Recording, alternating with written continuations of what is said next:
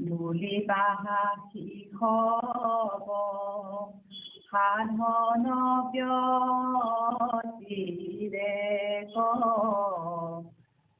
কেন মতে কিছু ঐশ্বৰ্য বিবেক ইহাৰৰ উত্তৰ শুনিওক নাৰায়ণ তোমাৰ চৰণ ৰজ সেৱে দিছো জন তাৰ কিবা কাৰণ হৈল সকলে পূৰ্ণ হৈল তোমাৰ প্ৰসাদে কৃত ৰৈল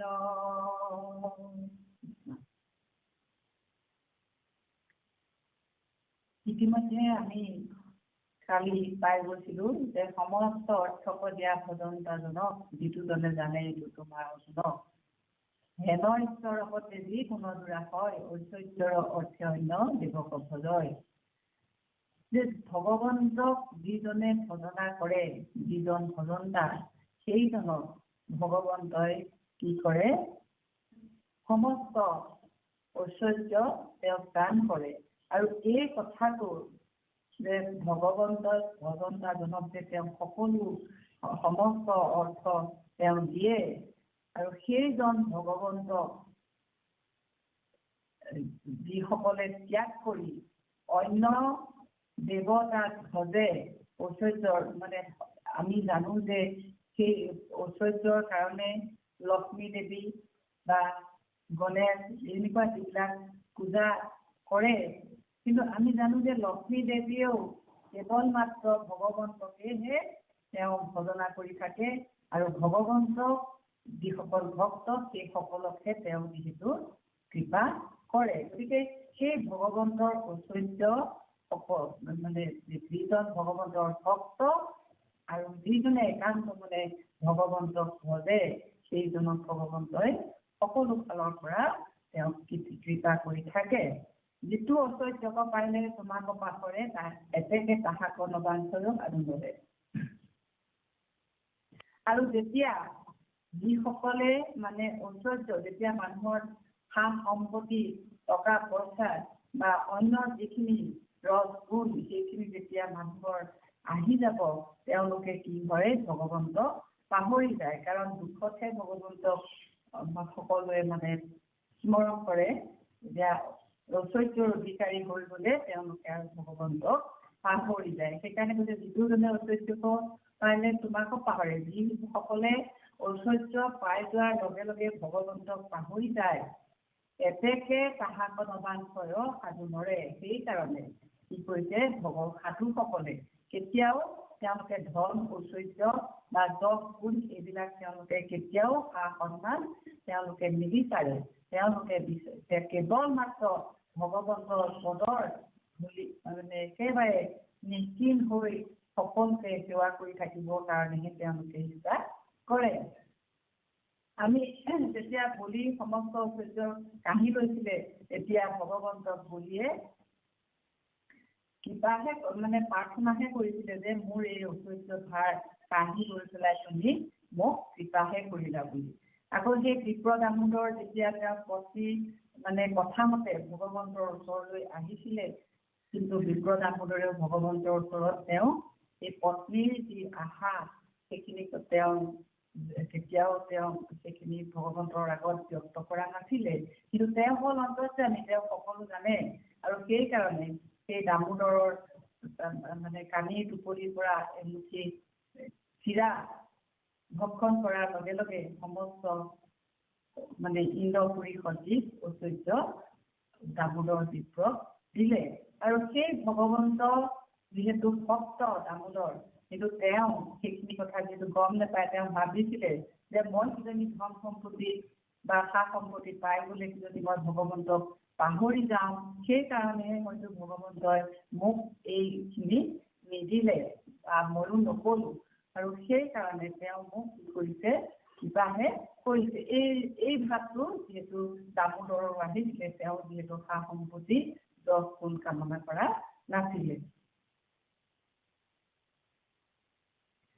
কৃষ্ণ বুলিবা শিশৱ সাধু নকব্যতিৰে কেনমতে সিটো ঐশ্বৰ্য হল অভিবেক তুমি ক'বও পাৰা যে যদি এইখিনি বা অন্য দেৱ দেৱীক বা তেওঁলোকে যদি এইখিনি বাঞ্ছা কৰি তেওঁলোকে যদি ভজনা নকৰে তেতিয়াহ'লে তেওঁলোকেনো আকৌ ঐশ্বৰ্য কেনেকে লাভ কৰিব ক'ৰ পৰা তেওঁলোকে ঐশ্বৰ্য পাব বা সা সম্পত্তি তেওঁলোকে লাভ কৰিব ইহাৰ উত্তৰ নাৰায়ণ তোমাৰ চৰণৰ ৰজ সেৱে যিজন হয় তুমি প্ৰভু তুমি ক'ব পাৰা যে এইবিলাক সাধন নকৰাকৈ তেওঁলোকেনো আকৌ কেনেধৰণে ঐশ্বৰ্য লাভ কৰিব আৰু ইয়াৰ উত্তৰো তুমি শুনা যে যিসকলে তোমাৰ চৰণৰ ধূলি সেৱা কৰি থাকে আৰু যিজনে তোমাৰ চৰণত আশ্ৰয় ল'লে কিবা কাৰণ নভৰিল সকলে পূৰ্ণ ভৰিল তোমাৰ প্ৰসাদে কৃত হৈ ৰৈল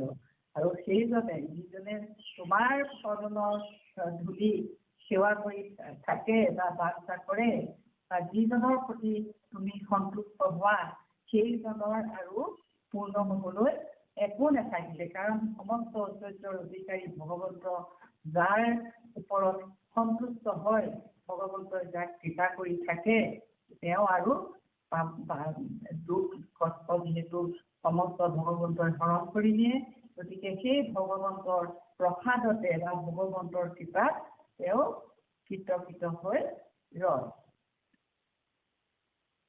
থৈও সংহৰিয়াইতো উদ্ধৱ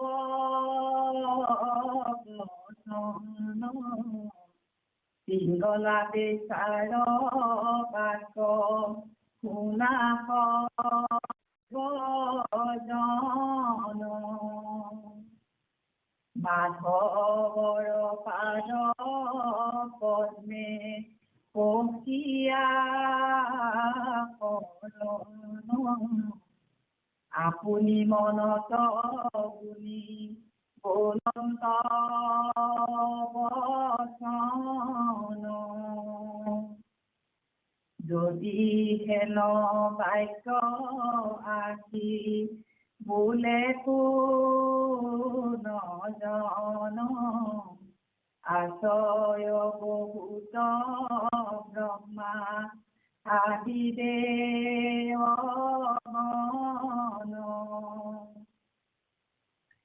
একেই কৃষ্ণ শেষে মাত্ৰ সেৱাৰ নিমিত্তে কৃষক যতন তই কৰে কচিতে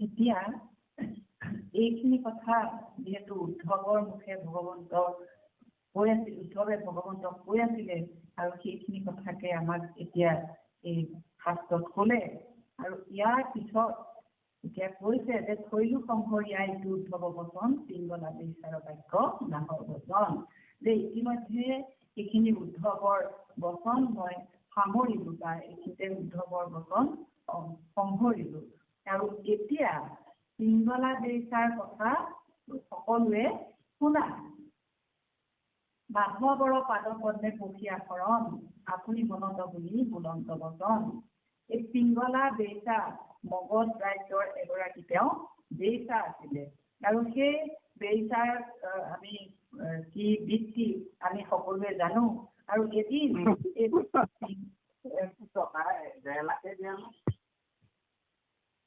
পিংগলা বেচা এদিন এজন ধনী সদাগৰৰ কাৰণে তেওঁ গোটেই ৰাতিটো কি কৰিলে ভাত খাই থাকিলে অতি আশাৰে তেওঁ সেই সদাগৰ আহিব বা তেওঁ সেই সদাগৰৰ পৰা টকা পইচা পাব এনেকুৱা আশাতে পিংগলা বেচাই গোটেই ৰাতিটো কটালে কিন্তু সেই সদাগৰজন পিংগলাৰ ওচৰলৈ নাহিলে আৰু সেই তেতিয়া তেওঁ মনৰ দুখত যে মই কাক চিন্তা কৰিব লাগে বা মই কি চিন্তা কৰি আছো সেইকাৰণে এতিয়া সেই দিনাই পিংগলা দেউতাই কি কৰিলে কেৱল মাত্ৰ ভগৱন্তৰ পাদপদ্মতে শৰণ লৈ তেওঁ মানে জীৱন অতিবাহিত কৰিলে আৰু এই পিংগলা দেউতা যিটো অৱধূত এজনক 24জন মানে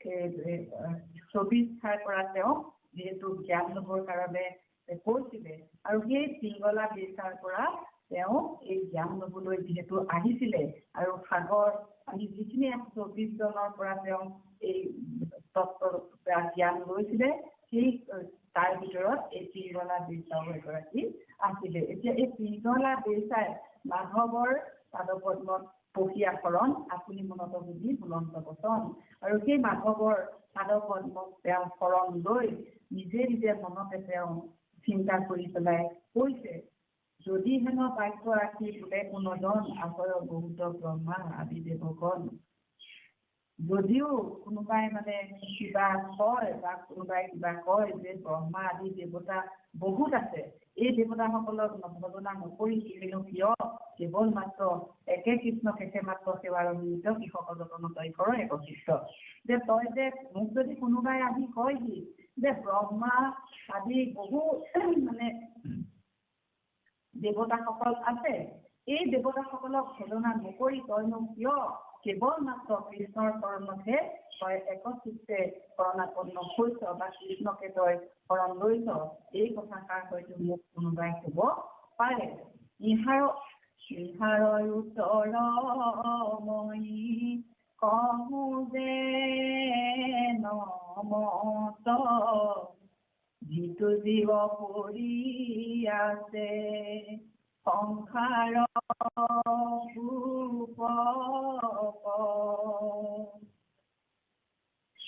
ঘোৰ কাল সৰ্পে তাতে পৰিলে দংশন বিষয় বিষত আছি ভৈলয় চেতন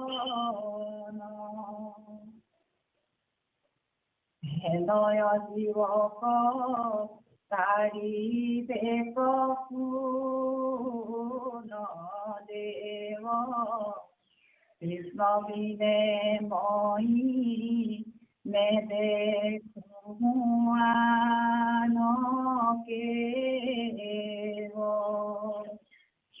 এতেকে কৃষ্ণত মই লৈলো শৰণ এই মানে থৈলো ইটো পিংগলা বচন এতিয়া ক'লে যে মইনো কিয় কেৱল মাত্ৰ কৃষ্ণকেহে ভজিলো বা অন্য দেৱতা থাকোঁতেও কিয় মই কৃষ্ণৰ চৰণতে শৰণাপন্ন হৈছো সেই কথা হয়তো মোক সুধিব পাৰা আৰু ইয়াৰ উত্তৰটো মই এই ধৰণে কওঁ শুনা যিটো জীৱ পৰি আছে সংসাৰৰ যিসকল জীৱ এই সংসাৰ কৰ্তক কি কৰিছে সদায় কৰ্মবন্ধত পৰি তেওঁলোকে এই জন্ম মৃত্যুৰ গৰাহত পৰি এই সংসাৰ কোপত যিসকল জীৱ পৰি আছে ঘোৰ কাল সৰ্পে তাতে কৰিলে দংশন বিষয় বিগত আছি হৈল অচেতন আৰু সেই সকল যিসকল অংগকোপত পৰি আছে তেওঁলোকে কি হৈছে এই বিষয়ৰ বিষত পৰি তেওঁলোক অচেতন হৈ আছে তেওঁলোকে মানে সেই ভগৱন্তক তেওঁলোকে চিনিব পৰা নাই আৰু তাতে তেওঁলোকক কি কৰিছে কাল সৰ্পই দংশন কৰি তেওঁলোকক দংশন কৰি আছে আৰু বিষত তেওঁলোক অচেতন হৈ পৰি আছে গতিকে সেই বিষয় কোপত বা সংসাৰ কোপত পৰি থকা বা অচেতন হৈ থকা সকলক হেনয়ৰ জীৱক তাৰি বেক কোনো দেৱ কৃষ্ণ বিনে মই নেদেখো আনকে এই অচেতন বিষয় বিষয়ত বা মায়ামোহত আবদ্ধ হৈ অচেতন হৈ থকা এই জীৱসমূহক তাৰিবৰ কাৰণে কৃষ্ণৰ দিনে মই কোনো উপযুক্ত অন্য দেৱতা মই যিহেতু নেদেখো বা মই নাই দেখা এতেকে কৃষ্ণক মই লৈ নহো শৰণ এই মানে থৈলো ইটো পিংগলা বচন। গতিকে সেইকাৰণে মই কি কৰিছো যে কৃষ্ণৰ দেৱতে মই কেৱল শৰণ লৈছো আৰু সেইকাৰণে আৰু ইতিমধ্যে এই পিংগলাৰ বচন সামৰিছে। গতিকে সেই আমি এতিয়া যিগৰাকী বেইছা পিংগলা এই পিংগলায়ো কি কৰিছে হৰিক বন্দনা কৰি তেওঁ এজন সন্তলৈ তেওঁ পৰিণত হ'ল আৰু সেইকাৰণে আমাক এই পিংগলাৰ উদাহৰণটো আমাক দেখুৱালে। যিহেতু পিংগলাৰ মূল উদ্দেশ্য হ'ল যে আমাৰ আশাই মানে দুখ আৰু নৈৰাশাই আমাৰ পৰম সুখ। এই পিংগলাই সেইজনৰ কাৰণে আশা কৰি থাকোঁতে ৰাতিটো তেওঁ অত্যন্ত কষ্ট বা দুখতেই কটালে যিহেতু সেইজন নাহিলে। কিন্তু যেতিয়াই ভগৱন্তৰ চৰণত শৰণাপন্ন হ'ল তেওঁ সংসাৰৰ সকলো দুখ কষ্টৰ পৰা তেওঁ পৰিত্ৰাণ পালে আৰু সেইকাৰণে যে যিসকল তেওঁৰ নিচিনাকৈ সংসাৰ বৰ্তত কৰি থকা যিসকল জীৱ সেইসকলক উদ্ধাৰ কৰিবৰ কাৰণে কেৱল মাত্ৰ ভগৱন্তয়ে একমাত্ৰ দেৱতা আৰু তেওঁৰ বাদে আৰু অন্য কোনেও এইসকলক উদ্ধাৰ কৰিব নোৱাৰে। সামৰিব হ'লে কৰিবলৈ বিচাৰে কৃষ্ণ ভজিল বেচা কৰিয়া নিশ্চয় ঈশ্বৰ কৃষ্ণক যিটো জনে নভজয় পেচাটো অধম জানিবা কি জন এতেকে কৃষ্ণ সবে লৈও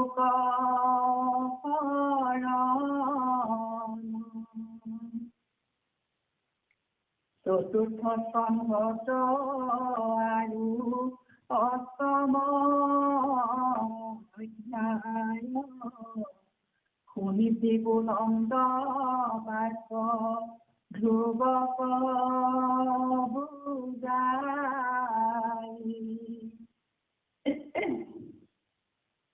শুন পুত্ৰ ধ্ৰুৱ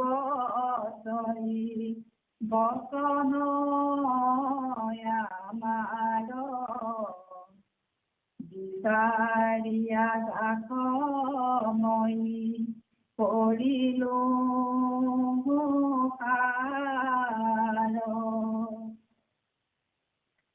এতিয়া কৃষ্ণক ভজিল বেচা কৰিয়া নিশ্চয় ঈশ্বৰক কৃষ্ণক সেইটো জনে নভজায় যে এতিয়া সেই পিংগলা বেচাই নিশ্চয় কৰি তেওঁ জানিলে যে এই সংসাৰ তাপৰ পৰা বা দুখৰ পৰা পৰিত্ৰাণ কৰিব পৰা শক্তি কৃষ্ণৰ বাবে অন্য নাই। এইটো কথা তেওঁ নিশ্চিত হ'ল আৰু নিশ্চয় কৰিলে।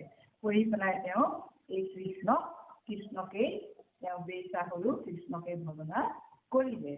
ঈশ্বৰ কৃষ্ণক এতিয়া এই বেচাইও যিহেতু ভজি তেওঁ পৰম মানে তত্ত্বখিনি লাভ কৰিছে সেইজন ভগৱন্তক যিসকলে ভজনা নকৰে বেচাটো অধম জানি বাহা সিটোজন এতেকে কৃষ্ণক সবে লৈও শৰণ। এতিয়া এই যিসকলে ভগৱন্তক নভজে সেইসকলক বেচাটো অধম বুলি ক'লে। কাৰণ আমাৰ সমাজত বেচাক কোনেও মানে ভাল চকুৰে নেচায় বা ভাল অসম নিদিয়ে, একেবাৰে তেওঁ সেই বেচাক ঘৃণা কৰে। গতিকে সেই তেনেকুৱা অধম বেচাতকেও কি কৰিছে সেইজন তাতোতকেও মানে অধস্ত। গতিকে সেইকাৰণে বা তেওঁতকেও তেওঁ অধম বেচাতকৈও অধম। গতিকে কি কৰা অতি সোনকালে সকলোৱে এই সংসাৰ বৰ্তৰ পৰা পৰিত্ৰাণ পাবৰ কাৰণে কৃষ্ণৰ চৰণত শৰণ লোৱা। চতুৰ্থ স্কন্ধত আৰু অষ্টম অধ্যায় নীতি বুলন্ত বাক্য ধ্ৰুৱক বুজায়। এই চতুৰ্থ স্কন্ধৰ আৰু স্কন্ধৰ অষ্টম অধ্যায়ত আমি যিখিনি ধ্ৰুৱৰ আখ্যান আছে ভাগৱতত সেই আখ্যানৰ পৰা আমি জানো যে উত্তানপাদ ৰজাৰ সুনীতি আৰু সুৰুচি দুগৰাকী পত্নী আৰু সুৰুচি যিহেতু তেওঁৰ অতি প্ৰিয় আৰু সুনীতি তেওঁ এগৰাকী দাসীৰ নিচিনাকৈ আৰু ৰাখিছিলে আৰু সেই দুগৰাকীৰ দুজন পুত্ৰ সুৰুচিৰ পুত্ৰ আৰু সুনীতিৰ ধ্ৰুৱ আৰু এই ধ্ৰুৱ যেতিয়া তেওঁ পিতৃৰ মানে বহি থাকোঁতে সিংহাসনত বহি থাকোঁতে পিতৃ তোলাত উঠিবৰ কাৰণে যেতিয়া ধ্ৰুৱ পিতৃৰ ওচৰলৈ গৈছিলে তেতিয়া সেই সুৰুচিয়ে যিখিনি ধ্ৰুৱক কটু বাক্য শুনাই ধ্ৰুৱক খেদি পঠিয়াইছিলে পিতৃৰ কোচত উঠিবলৈ নিদি সেই কথা আমি জানো সকলোৱে আৰু ধ্ৰুৱই কি কৰিছিলে সেই বৈ মাতৃৰ মানে গালি গালা শুনি কান্দি কান্দি যিহেতু তেওঁ মাকৰ ওচৰলৈ আহিছিলে আৰু তেতিয়া সেই সুনীতিয়ে ধ্ৰুৱক তেওঁ কি বুজাইছিলে যে পুত্ৰ ধ্ৰুৱতই নচন আমাৰ বিচাৰি জাত মৰি কৰি ভাৰ যে হেৰ পুত্ৰ ধ্ৰুৱ তই মোৰ কথা শুন কাৰণ সুনীতিয়ে সেই সুৰুচিক বা তেওঁ একো বেয়া বচন পোৱা নাছিলে তেওঁ মাত্ৰ পুত্ৰক হিত উপদেশে দিছিলে যে মই যাক বিচাৰি এই সমস্ত মানে পালোঁ বা যাক বিচাৰি মই সাৰ পালোঁ যিটো সাৰ তত্ত্ব সেইখিনি মই যিহেতু পালোঁ গতিকে তোৰ দুখ ছেদকাৰী কৃষ্ণ তোৰ দুখ ছেদকাৰী কৃষ্ণ বিনে জানা নিশ্চ কৰি নাই নাইয়ানকে দেৱ বিলক্ষ্মীক আশা কৰে ব্ৰহ্মা কৰি কৃষ্ণকে অন্ততে হাতে পদ্ম ধৰি জানি সৰ্বোত্তম দেৱ ভজিও কৃষ্ণক মানে থৈলো শুনি চিৰবচন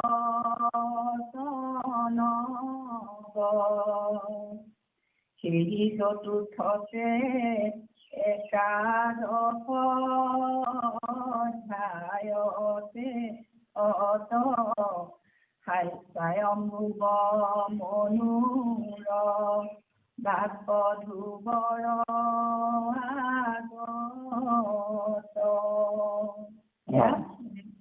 ধ্ৰুৱক সুনীতিয়ে বুজাইছে যে তই তোৰ এই দুখ তই যি কষ্ট মনত পাইছ তোৰ এই দুখ ছেদ কৰিব পৰা বা তোৰ এই দুখৰ পৰিত্ৰাণ কৰিব পৰা কৃষ্ণৰ পিনে আৰু কোনো নাই সেইকাৰণে জানা নিশ্চয় কৰি নাই আনদে যে তই নিশ্চয় কৰি জানিবি যে কৃষ্ণৰ বাদে তোৰ এই দুখৰ পৰা দুখ ছেদন কৰিব পৰা বা তোৰ দুখ হৰণ কৰিব পৰা শ্ৰেষ্ঠ দেৱতা কৃষ্ণৰ পিনে আৰু কোনো নাই বুলি মানে সুনীতিয়ে ধ্ৰুৱক কৈছে বিলক্ষ্মীক আশা কৰে ব্ৰহ্মা আদি কৰি কৃষ্ণক সেৱন কৰে হাতে পদ্ম ধৰি যিসকল ব্ৰহ্মা আমি মহাপুৰুষ মাধৱদেৱে নাম ঘোষা লিখিছে গতিকে সেই ব্ৰহ্মা বা বিষ্ণু যিসকলে লক্ষ্মীক ধন টকা পইচাৰ কাৰণে তেওঁলোকে কি কৰে লক্ষ্মীক সেৱা কৰি বা লক্ষ্মীক পূজা কৰি তেওঁলোকে থাকে কৃষ্ণ সেই লক্ষ্মীয়েও আকৌ কাক কৰে কৃষ্ণকহে তেওঁলোকে তেওঁৰ হাতত পদ্ম ধৰি সেই লক্ষ্মীয়েও কেৱল মাত্ৰ কৃষ্ণকে সেৱা কৰি থাকে জানি সৰ্বোত্তম দেৱ ভজিও কৃষ্ণক এই মানে থৈলো সুনীতিৰ বচন যে সেইকাৰণে যে কৃষ্ণই যিহেতু ব্ৰহ্মা আদি কৰি দেৱতাসকলেও যাক ভজনা কৰি থাকে সেইজন কৃষ্ণতকৈ আৰু সৰ্বোত্তম দেৱতা বা সৰ্বশ্ৰেষ্ঠ দেৱতা কৃষ্ণৰ বাদে আৰু কোনো নাই সেই কথা এতিয়া সুনীতিয়ে তেওঁৰ পুত্ৰ ধ্ৰুৱক বুজাই পেলাই ক'লে আৰু এইখিনিতে এতিয়া সুনীতিৰ কথাখিনি সামৰিছে আৰু পিছত এই চতুৰ্থতে একাদশ অধ্যায়ত মনুৰ বাক্য ধ্ৰুৱৰ আগত আৰু এই অধ্যায়তে এই মানে স্কন্ধতে একাদশ অধ্যায়ত তেওঁ মনুৰ ককাক ধ্ৰুৱৰ ককাক স্বয়ম্ভুৱ মনুৱে ধ্ৰুৱক কোন কি কথা কয় বা কি উপদেশ দিয়ে সেইখিনি কথা আমি পৰৱৰ্তী অংশত পামগৈ আৰু আজিলৈ জ্ঞানে বা অজ্ঞানে মাধৱৰ নাম যিজনে পুৰি হোমৰি তাংক মূৰ বুলি হাতে চক্ৰ ধৰি ৰাখিয়া ফুৰন্ত হৰি ৰাখিয়া ফুৰন্ত হৰি। মাধৱ কৃষ্ণ কৃষ্ণ। হয়, আজি আমি তিনিটা বস্তু আমি ইয়াত শিকিছো। এয়া হৈছে যে ভগৱন্তৰ বাহিৰে অন্যত ঐশ্বৰ্য নাই, ভগৱন্তৰ সমস্ত ঐশ্বৰ্যৰ অধিকাৰী, যিখিনি ভগৱান ভগৰ ঐশ্বৰ্যৰ অধিকাৰী। দ্বিতীয়তে আমি পাইছো যে পিংগলা বৈশ্যৰ আমি কাহিনী শুনিছো আৰু তেওঁ কেনেকৈ ঈশ্বৰত শৰণ ললে সেই কথা আমি পাইছো। আৰু তৃতীয়তে আমি পাইছো যে সুনীতিয়ে ধ্ৰুৱক কি বুজাইছিলে। তেওঁ এই কথা, এই তিনিভাগী কথা আমাক কি বুজালে? আমি এটা কথা গম পাইছো যে ভগৱন্তৰ পৰম ঐশ্বৰ্য, যিকাৰণে ভগৱান হৈছে ভগৰ, তেওঁ গৰাকী। আৰু অন্যান্যটো আমি পাইছো যে পৰম সত্য পৰমেশ্বৰ ভগৱানেই হল সকলো ঐশ্বৰ্য, শক্তি আৰু কল্যাণৰ মূল উৎস। আন দেৱতাসকল পূজাৰ ফল সীমিত বা সাময়িক, পাবও পাৰে নাপাবও পাৰে, কিন্তু ভগৱানৰ একনিষ্ঠ ভকতে তেওঁ চিৰস্থায়ীভাৱেই সকলো পায়। অৰ্থাৎ চিৰস্থায়ী এইটো অৰ্থত কোৱা হৈছে যে তেওঁ যি ঐশ্বৰ্য পাব সেই ঐশ্বৰ্যই তেওঁ পৰম পদত প্ৰাপ্তি কিনে যাব। আমি গীতাৰ ৭ম অধ্যায়ত আমি ২০ নম্বৰ শ্লোকৰ পৰা ২৩ নম্বৰ শ্লোকলৈ এইখিনি কৈছে। তাত কোৱা হৈছে যে কামনাই যিসকলৰ জ্ঞান হৰণ কৰিছে তেওঁলোকেহে বিভিন্ন দেৱ দেৱতাৰ শৰণ লয়। অন্তৰ্বৰ্তী ফলং কৈছা তদ্ভুৱ অল্পমে সহসম দেৱানা দেৱদেৱ গান্ধী মদভক্তা গান্ধী মমপি। অৰ্থাৎ দেৱতাৰ পূজাৰ ফল ক্ষণস্থায়ী আৰু দেৱতাৰ উপাসকসকল দেৱলোকলৈ যায়, কিন্তু ভকতসকলে মোক লাভ কৰে, অৰ্থাৎ পৰম পদ প্ৰাপ্তি হয়। গতিকে এই কথাষাৰ আমাক কি বুজাইছে যে আমি ঐশ্বৰ্য কিয় লাগে? দৈহিক সুখৰ কাৰণে আমি ঐশ্বৰ্য বিচাৰো, বাসনা কামনাৰে মায়াৰ মাজত সুখ বিচাৰি ঐশ্বৰ্য বিচাৰো। সেই ঐশ্বৰ্য নালাগে, কাৰণ সেই ঐশ্বৰ্য দুটা আমাক কৈছে। আমি অশ্বমেধ যজ্ঞ কৰি, আমি ৰাজসুই যজ্ঞ কৰি আমি কি পাইছো? ব্ৰহ্মলোক পাইছো, স্বৰ্গলোক পাইছো, কিন্তু পুণ্য ক্ষয় হলে গুচি আহিব লগা হয়। কিন্তু এনে ধৰণে যাব লাগিব য'ত পুণ্য ক্ষয় নহয়, যি পুণ্য অৰ্জন কৰি আমি পৰম পদ প্ৰাপ্তি হব পাৰো। সেইকাৰণে আজি গাই চলিব তোমাৰ চৰণৰ ৰজ সেৱে যিটো জন কিবা কাৰণ নকৰিলে সকলে পুণ্য কাম পুণ্য পদ। ইমান সুন্দৰকৈ কথাখিনি উদ্ধৱক কোৱা হৈছে, উদ্ধৱে কৈছে কৰ্মজন কৰিব। ইয়াৰ পাছত আমি পিংগলা পালো যে পিংগলাই আমাক কি কৈছে। পিংগলাই যি বচন দিছে সেই পিংগলাৰ বচনত আমি কি পাইছো? আমি সকলোৱে জানো, আইগৰাকীয়ে বৰ সুন্দৰকৈ কৈছে যে পিংগলা মিথিলাৰ এগৰাকী বেশ্যা আছিলে, যি তেওঁ গ্ৰাহকৰ আশাত ইন্দ্ৰিয় সুখৰ যোগেদি ধন অৰ্জন কৰাৰ বাবে তেওঁ ৰৈ থাকে। আৰু এদিন গোটেই ৰাতি যেতিয়া গ্ৰাহকৰ অপেক্ষা কৰি কাকো নাপায়, তেওঁ হতাশাত ভুগিছে। আৰু সেই হতাশাই তেওঁক জ্ঞান দিলে। আৰু সেই জ্ঞান কি দিলে? যে জগতৰ মানুহ আৰু বস্তুৰ ওপৰত আশা কৰাই দুখৰ মূল। ইমান সুন্দৰ, আশাহী পৰম দুখৰ নিৰস্যই পৰম সুখ। আশাই পৰম দুখ আৰু নিৰাশাই পৰম সুখ। গতিকে আমাক এই কথাই বুজাইছে যে ভোগ বিলাসৰ আশা ত্যাগ কৰি ভগৱানৰ আশ্ৰয় গ্ৰহণ কৰিলেই অন্তৰত শান্তি লাভ হয়। সত্য, অনুতাপ, বৈৰাগ্য আৰু ঈশ্বৰ সমৰ্পণৰ জৰিয়তে যিকোনো ব্যক্তিয়েই প্ৰকৃতিৰ পথত আগবাঢ়িব পাৰে। গতিকে পিছবেলাই তেওঁ অনুতাপ কৰিলে, বুজি পালে, তেওঁ বৈৰাগ্য আহিলে আৰু শেষত গৈ ভগৱানৰ আশ্ৰয় ল'লে। ইমান সুন্দৰকৈ কৰিছে। গতিকে আৰু এনেধৰণে কৰিছে যে যি কৃষ্ণক নভজে তেওঁ বিশ্বাসজনতকৈ নিম্ন। গতিকে কৃষ্ণক ঈশ্বৰ কৃষ্ণক যিকোনো নভজয় বিশ্বত অধৰ্ম জানি ভাষিত আমাক কয়। ইয়াৰ পাছতে আমি ধ্ৰুৱৰ কথা কৈছে স্মৃতিয়ে ধ্ৰুৱক কি কৈছিলে যে তেওঁ ধ্ৰুৱ যেতিয়া মাহীমাকৰ পৰা তিৰস্কাৰ পাই তেওঁৰ মনত কষ্ট পাইছিলে তেতিয়া মাকে আহি তেওঁক কি বুজাইছিলে?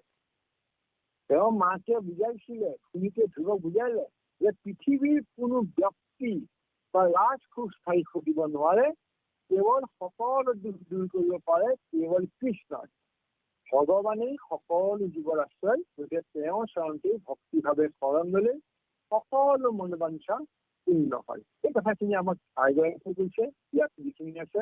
গতিকে এই উপদেশে ধ্ৰুৱৰ হৃদয়ত গভীৰ প্ৰভাৱ পেলালে আৰু এই যি গভীৰ ধ্ৰুৱ কৰিলে সেয়া আমাৰ হাততে কৰিব লাগিব। আমি তেতিয়াই গম পাম। আৰু ধ্ৰুৱৰ এই যি শিক্ষা পালে মাকৰ পৰা, তেতিয়া আমি কেইটামান কথা আমি অনুমান কৰিব পাৰো। সেই হৈছে কি যে প্ৰথমতে আমি ভাবিব পাৰো যে অপমান বা দুখত ভাঙি নপৰি ঈশ্বৰ আশ্ৰয় ল'ব লাগে। আমাৰ দুখ আহিব পাৰে, দুৰ্দশা আহিব পাৰে, কিন্তু আমি ভাঙি যাব নালাগিব, ঈশ্বৰত আশ্ৰয় ল'ব লাগিব। ধ্ৰুৱৰ নিচিনা মাকে কোৱা দে। আৰু ঈশ্বৰ ভগৱতীয়ে হৈছে জীৱনৰ সৰ্বোচ্চ সম্পদ। তৃতীয়তে বিদ্বেষ নহয়, ভক্তি আৰু ঈশ্বৰৰ প্ৰতি আত্মসমৰ্পণেই সফলতাৰ পথ। অৰ্থাৎ মাহীমাকক বিদ্বেষ কৰিবলৈ হাত দিছিলে যে ঈশ্বৰ ইচ্ছামতে হৈছে আৰু সেই ঈশ্বৰৰ ওচৰত ভক্তি কৰি আত্মসমৰ্পণ কৰিব লাগিব। চতুৰ্থতে তেওঁৰ মাতৃ সুনীতিৰ আদেশ উপদেশে সন্তানক মহান পথত পৰিচালিত কৰিবলৈ আমাক এটা শিক্ষা দিছে। এতিয়া আমি এটা কথা গম পালো যে সুনীতিয়ে ধ্ৰুৱক যিখিনি কথা কৈছিলে সেইখিনি ধ্ৰুৱক কোৱা কথাখিনি এগৰাকী প্ৰকৃত সৎ মাতৃ, আৰু তেওঁ মাকো নহয়, তেওঁ বৰং হৈ পৰিছিলে এগৰাকী আধ্যাত্মিক গুৰু, যি গুৰুৱে ধ্ৰুৱক ভগৱানৰ চৰণত আশ্ৰয় ল'বলৈ প্ৰেৰণা দিছিলে। গতিকে আমি এই তিনিটা অংশৰ পৰা আমি এটা কথাই সিদ্ধান্ত হ'ল যে এক কৃষ্ণকে মাত্ৰ সেৱাৰ নিমিত্তে আমি এজনেই কৃষ্ণকেই সেৱা কৰিব লাগে আৰু বহুধা ভক্ত কৰিব নালাগে। এই কথাখিনি আৰু কিয় কৈছে যে ঈশ্বৰৰ এই মহাত্মখিনি এই তিনিটা ঘটনা ঘটনাৰ যোগেদি তেওঁৰ মহাত্মখিনি আমাক অৱগত পাইছে। যে আমি এইখিনি কথা আপোনাৰ খবৰ আগলৈ আগবঢ়ালো। হয়, আমি কওঁতে প্ৰথমে মথনে হ'ব পৰা ভুল পিকে কৰা অপৰাধখিনি আপোনাৰ খবৰ চবলৈ মঞ্জনা বিচাৰি সেৱা আগবঢ়ালো। মাধৱ কৃষ্ণ কৃষ্ণ জয় গুৰু শংকৰ। তাৰপিছত আৰু আজি প্ৰথমতে এটা কথা ওলালে যে সমস্ত অৰ্থক দিয়া ভজন্তাজনক যিটো জনে জানে ইটো তোমাৰ গুণক হেন ঈশ্বৰক তেজি কোনো দূৰা হয় ঐশ্বৰ্যৰ অৰ্থে অন্য দেৱক ভজয়। এতিয়া ঐশ্বৰ্যৰ কাৰণে আন দেৱতাক যিসকলে ভজনা কৰে, এতিয়া প্ৰশ্ন হ'ল যে ঐশ্বৰ্যটো কি বস্তু? আমি ঐশ্বৰ্য বুলি ক'লে কি বুজো? আৰু ধন সম্পত্তি ইত্যাদি ইত্যাদি এইবোৰ ঐশ্বৰ্য। কিন্তু আটাইতকৈ ডাঙৰ ঐশ্বৰ্যৰ গৰাকী কোন? আচলতে কোন ঐশ্বৰ্যৰ গৰাকী? ব্ৰহ্ম পৰমাত্মা কৰিয়া অনেক ঐশ্বৰ্যৰ নাহি অন্ত। এই হেতুতে ঈশ্বৰক বুলি জানা ঈশ্বৰক ভগৱন্ত।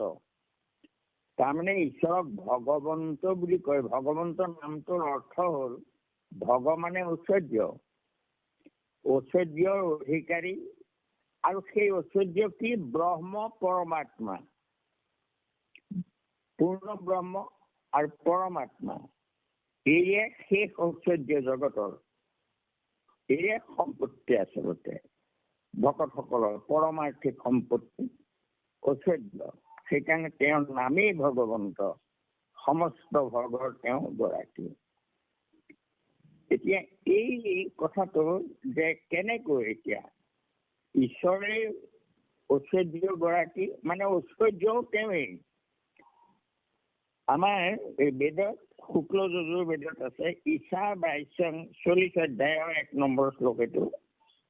ঈশা বাইশং ইদং সৰ্বং যৎ কিঞ্চ জগত্যং জগৎ তেন ত্যক্তেন ভিঞ্জিথা মা গৃধ কশ্যচিৎ ধনম।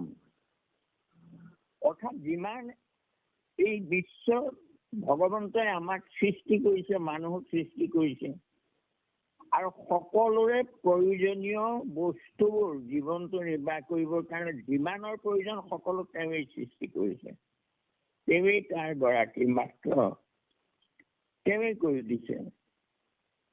যে এই অৰ্থ বুলি তাৰমানে আমি যিটো ভাবো যে এই অৰ্থও তেওঁৱেই। গতিকে সেইকাৰণে কোৱা হয় যে গোটেই জগতখনৰ যিমান ঐশ্বৰ্য আছে, অৰ্থৰ পৰা ধৰি যিমান আছে, মানুহ চলিবৰ কাৰণে যিমানবোৰ বস্তুৰ প্ৰয়োজন, এই সমস্তৰে গৰাকী তেওঁ নিজেই। গতিকে মই নিজে ঐশ্বৰ্য ৰূপে তোমালোকক দিছো চলিবৰ কাৰণে, সকলো চলি থাকা। টকা পইচাও ঐশ্বৰ্য, কিন্তু টকাটো ধনটো দিছো কোনে যিহে তাৰমানে সোণে তৈয়াৰ কৰিছে, ৰূপৰে তৈয়াৰ কৰিছে, তাৰপিছত তামৰে কাগজে বা যেনেকৈ নকৰক, কিন্তু তাৰ মূল্যটো সোণ ৰত্ন। কাগজৰ ধন ছপা কৰিছে যদিও তাৰমানে পৰিৱৰ্তে আমাৰ ৰাজকোষত সোণ জমা কৰি লয়, কিমান ধন ছপা কৰিব, নহলে বিশ্বৰ তাৰমানে অৰ্থনীতিক ভাৰসাম্য হেৰাই যাব। গতিকে সোণ জমা কৰি থব, তাৰ হেৰিয়াত তাৰমানে নোটবোৰ ছপা কৰিব বা কিবা কৰিব ইত্যাদি এনেকুৱা। এতিয়া আচল কথাটো হ'ল যে এই যে ধন ঐশ্বৰ্য আদি দিছো, কেলে দিছো? তোমালোকক চলি থাকিবৰ কাৰণে, তোমালোকক সৃষ্টি কৰিছো, আৰু তোমালোকক চলিবৰ কাৰণে যিমান প্ৰয়োজনীয় বস্তু আছে সব ঐশ্বৰ্য, সব ময়ে, আৰু তোমালোকক চলি থাকিবৰ কাৰণে দিছো। ধন দিছো, তোমালোক চলি থাকা। কিন্তু মা গৃধ কশ্যচিৎ ধনম, আনৰ ধনৰ কাৰণে হাবিয়াস নকৰিবা, আশা নকৰিবা, ঘোষ নাখাবা বা আনকো নোখোৱাবা। ইয়াত যাৱত ভিৰ যথৰং, তোমাক খাই বৈ জীয়াই থাকিবৰ কাৰণে যিমানৰ প্ৰয়োজন সিমানহে তুমি ব্যৱহাৰ কৰিবা। যাৱত ভিৰ তাৱত সত্যং সেই দেহি নাই, দেহীসকলৰ সেই কিমান ঐশ্বৰ্যতহে অধিকাৰ আছে। গতিকে যথৰং তাৱত ভিৰ যথৰং তাৱত সত্যং সেই দেহি নাই অধিকং যহ অভিমন্যেত, তাতকৈ অধিক যদি কোনোবাই তাৰমানে আগৰ ধনবোৰ পুতি থয়, সোণৰ মুদ্ৰা, ৰূপৰ মুদ্ৰা, গতিকে কলহত ভৰাই থৈ দিয়ে। গতিকে সকলোৰে হিতাৰ্থে, সৰ্বজনৰ হিতাৰ্থে ঐশ্বৰ্য। তুমিও চলা, আনকো চলাই থাকা। ঐশ্বৰ্যৰ কাম হ'ল, অৰ্থাৎ মই টকা বুলিয়ে কৈছো, তাৰ কাম হ'ল সকলোকে সমভাৱে চলাই থাকিব। এতিয়া প্ৰশ্ন হ'ল, যদি সেই মোক চলাইছে আনকো চলাব লাগে, সেই ধনটো কি কৰে? আগতে পুতি থয়। কলহত ভৰাই পুতি থয়। তেতিয়া হাজাৰজনক সেই টকাৰ পৰা বঞ্চিত কৰা হৈছে। সকলো চলিব লাগিব। ধনৰ কাম, ঐশ্বৰ্যৰ কাম তোমাক চলাই থকা, তুমি নিজেও চলা, আৰু তাত কিন্তু তুমি তাক ৰাখি থৈ নিদিবা। কাৰণ হাজাৰজনৰ তাৰমানে প্ৰয়োজন তেওঁ পূৰণ কৰিব লাগে ধনে। গতিকে উদাহৰণটো মই দি বাৰে বাৰে বুজাই সকলোকে কৈ আছো এই কথাটো, যে মই 10,000 টকীয়া এটা পইচা তাৰমানে পেঞ্চনৰ মই পাই মই ঘৰলৈ লৈ আহিলো।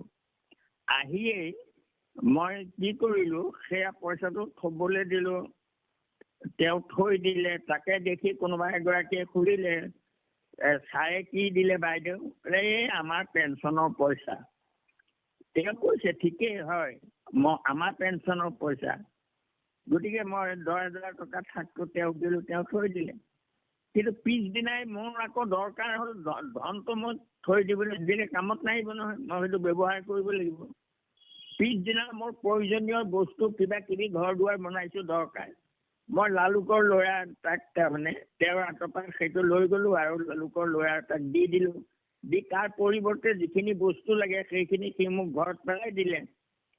আৰু সেই পইচাটো আকৌ সি ক'লে যে এয়া মোৰ। কিন্তু সিও ৰাখি থব নোৱাৰে, সি আকৌ তাৰমানে সেয়া ধৰণ কাৰোবাক দি পেলাই আকৌ সি হ'লচেলাৰৰ পৰা সি বস্তু নিব লাগে। গতিকে সেই হ'লচেলাৰটোৱে ক'লে এয়া মোৰ। এতিয়া কওকচোন বাৰু সেই 10,000 টকীয়া থাকটো কাৰ? অৰ্থাৎ মোৰো, লালুকৰ দোকানীটো এসপ্তাহৰ ভিতৰতে সি 3টাৰ প্ৰয়োজন পূৰালে। মোৰ প্ৰয়োজন পূৰালে ওলাই গ'ল, তাৰপিছত আকৌ তাৰ প্ৰয়োজন পূৰালে ওলাই গ'ল। তেনেকৈয়ে প্ৰয়োজনৰ কাৰণে ধন। গতিকে সকলো চলিব লাগে। যেনেকৈ নাও চলিবলৈ পানী দৰকাৰ, কিন্তু পানীবোৰ যদি নাৱত মজুত কৰি দিয়া হয়, ভৰাই দিয়া হয়, তেতিয়া নাওখন ডুবি যায়। গতিকে অৰ্থও তেনেকৈ তৰাবও ডুবাবও। যি কি নহওক, এই ঐশ্বৰ্য শব্দটো মই সেইকাৰণে কৈ দিলো বাৰু, ঠিক আছে। এতিয়া এই কথাটো এইটোকে কৈছে, যিটো ঐশ্বৰ্য পাৰিলে তোমাক পাছৰে এতেকে তাহাকৰ নবাঞ্চৰ সাধু নৰে। যে সাধুসকলে ধনটো মাত্ৰ খাই বৈ জীয়াই থাকিবৰ কাৰণে যি প্ৰয়োজন তাতকৈ অধিক কামনা নকৰে। যি কি নহওক, এয়া হৈ গ'ল ইমান সুন্দৰ এয়া কথা। তাৰপিছত আৰু এটা কথা হ'ল যে পিঙলা বেইচা, তাই বেইচা বৃত্তি, বেইচা হয়, কিন্তু তাই যিদিনাই কৃষ্ণত শৰণ ললে সেইদিনাৰ পৰা তাই ভক্তা হৈ গ'ল। তাই বেশ্যাবৃত্তি আৰু ত্যাগ কৰিলে। গতিকে মহাপাপীজনেও ভগৱন্তত শৰণ লোৱাৰ পিছত তেওঁ দুৰাচাৰী হলেও মহাদুৰাচাৰী হয়। যদি তেওঁ সেই বৃত্তি ত্যাগ কৰে তেন্তে ভগৱন্তই তেওঁক ৰক্ষা কৰে। ইমান সুন্দৰ এই কথাখিনি আমাক উদাহৰণ দিছে। তাৰপিছত বাকীখিনি সুন্দৰকৈ কৈছে, সকলোৱে কৈছে, দুয়োজনে কৈছে, সুন্দৰকৈ হৈছে। তাৰপিছত এই চতুৰ্থ স্কন্ধত সুনীতি আৰু সুৰুচি, এই ইয়াত সেই ঐশ্বৰ্যৰ কথাটো আহি পৰে। সুনীতিয়ে নীতি, তেওঁ সুনীতি অৰ্থাৎ ঈশ্বৰক চিনি পায়। আৰু ইগৰাকী হ'ল সুৰুচিপূৰ্ণ, ঐশ্বৰ্য বিচাৰে, তাই সম্পত্তি বিচাৰে, ধন টকা পইচা বিচাৰে, ৰুচিবোধ, দেহৰ ৰুচিপূৰ্ণ, মনৰ ৰুচি পূৰণ কৰিবৰ কাৰণে তাই তাৰমানে হেঁপাহ কৰে। গতিকে পাৰ্থক্য সেইটোৱে, এগৰাকী ভকতি বিচাৰে আৰু এগৰাকীয়ে দেহৰ সুখ বিচাৰে। গতিকে সেইকাৰণে সুনীতিৰ আগত সুৰুচিবোধ তাৰমানে শেষ হৈ গৈছে। এইটো ডাঙৰ এটা উদাহৰণ। গতিকে সুনীতিত যিসকল আছে সেইসকলৰ জয় জয় ময় ময় হ'ব। কথা নাই, একালত দুখ একালত সুখ হয়। কুন্তি সুনীতিৰ অধিকাৰী। সেইকাৰণে তেওঁ আপদবোৰ বিচাৰিছিলে। আপদ কোনোবাই বিচাৰেনে? কিন্তু কুন্তীয়ে বিচাৰিছিলে। কেলে বিচাৰিছিলে? তেওঁ সুনীতিৰ, যে আপদ নাহিলে ঈশ্বৰলৈ মনত নপৰে। কথাটো একেবাৰে সঁচা কথা নহয় জানো বাৰু? যেতিয়া ভূমিকম্প আহিব তেতিয়া ৰাম নবোলা মানুহ নাই আৰু। চবে নেদেখা ঈশ্বৰক তেতিয়া বিশ্বাস কৰে, ভূমিকম্পটোও নেদেখা, গতিকে তেতিয়াহে বিশ্বাস কৰে। নেদেখা ঈশ্বৰে ৰক্ষা কৰিব বুলি তেতিয়া ভাবে। আপদ আহিলে, যেতিয়া ধুমুহা, ঢেৰেকনি, বজ্ৰপাত হব, তেতিয়া ঈশ্বৰৰ নাম নলোৱা মানুহ নাই, সকলোৱে লয়। কেলে? স্বাৰ্থপৰ আমি, সেইকাৰণে লওঁ। সম্পদতো নপৰে লৈ বাক তজু নাম। বিধিনী সেইকাৰণে বিচাৰিছিলে কুন্তীয়ে, যে সম্পদ হলে মানুহে মইবৰ হয়, মই কৰিছো বুলি ভাবি থাকে। কিন্তু যেতিয়া বিপদ আহে, আপদ আহে, তেতিয়াহে মনত পৰে, বিপদটো দেখোন মই নিজে ৰাখিব নোৱাৰো। তেতিয়া ঈশ্বৰৰ চৰণত অৰ্পণ কৰে, সমৰ্পণ কৰে। আৰু বিপদটো আহেই। বিপদটো আহে কিহৰ কাৰণে? আমাক পৰীক্ষা কৰিবলৈ আহে, যে ইয়াৰ ধৈৰ্য কিমান, ই যে মোক শৰণ লৈ থৈছে, গতিকে ইয়াক মই হেৰি কৰি দিওঁচোন, এবাৰ বিপদত পেলাই চাওঁ। ই মোক পাহৰি পেলাই বিপদত নিজে উদ্ধাৰ হবলৈ চেষ্টা কৰে নে নাই, মোক সমৰ্পণ কৰি নিজৰ কৰ্তব্যত আগবাঢ়ি থাকে। যদি আমি সেইটো কৰো তেন্তে ভগৱন্তই আমাক ৰাখিবই, কথাই নাই। সম্পদেই হওক, বিপদেই হওক, এই সকলো ঈশ্বৰৰ ইচ্ছাত হয়। ভীষ্মই হেৰিয়াক কৈছিলে পাণ্ডৱক, যে যুধিষ্ঠিৰ তুমি দুখ নকৰিবা। কেলে নকৰিবা? যথা ধৰ্ম ৰাজগদা পানী বিকুদৰ, ধনঞ্জয় যথাত গান দিব ধনুৰ্ধৰ, পৰম শহীদ কৃষ্ণ জৈত সভা সদ, দেখিও আশ্চৰ্য কিনো তথাতে পদ। যে ধাৰ্মিষ্ঠ বলিষ্ঠ ধনুৰ্ধৰ কিছু নৈ, যেহি কৰে ঈশ্বৰে সেহিহে সত্য হয়। গতিকে যুধিষ্ঠিৰ তুমি কৰিছো বুলি নাভাবিবা একো। এই যে কৃষ্ণ তোমাৰ লগত আছে, এই সকলোৰে গৰাকী, এই সকলোক কৰাইছে। এই কথা ঈশ্বৰে সৰ্বে সৰ্বা, এই কথা তাৰ ভীষ্মই বুজাইছিলে যুধিষ্ঠিৰক। যে কি নহওক, এতিয়া আমাৰ ভাল লাগিছে অনুষ্ঠান ভাগ। আমাৰ সুন্দৰকৈ হেৰি কৰিছে, ব্যাখ্যা কৰিছে দুয়োগৰাকীয়ে। দুয়োগৰাকীলৈকে মোৰ ভক্তি সেৱা জনাইছো আৰু ভগৱন্তক প্ৰাৰ্থনা কৰিছো, গুৰুজনক প্ৰাৰ্থনা কৰিছো। কৰোণাময় ৰাম কৰোণাময়, কৰিও কৃপা যেন উচিত হয় দুয়োকে। আৰু আমাৰ শ্ৰৱণী সকলকো কৃপা কৰক প্ৰভু ভগৱন্তই। কৃষ্ণ কৃষ্ণ, মাধৱ মাধৱ। কৃষ্ণ কৃষ্ণ। আমি আইতাদেউতাৰ দুখানি শ্ৰীচৰণলৈ সশ্ৰদ্ধা প্ৰণিপাত আগবঢ়াই তেখেতৰ সুস্বাস্থ্য দীৰ্ঘায়ু কামনা কৰিছো। ভগৱন্ত সদায় তেখেতক এনেদৰে আমাৰ মাজত ৰাখক। তেখেতৰ শ্ৰীচৰণতে আমাৰ সদায় এনেদৰে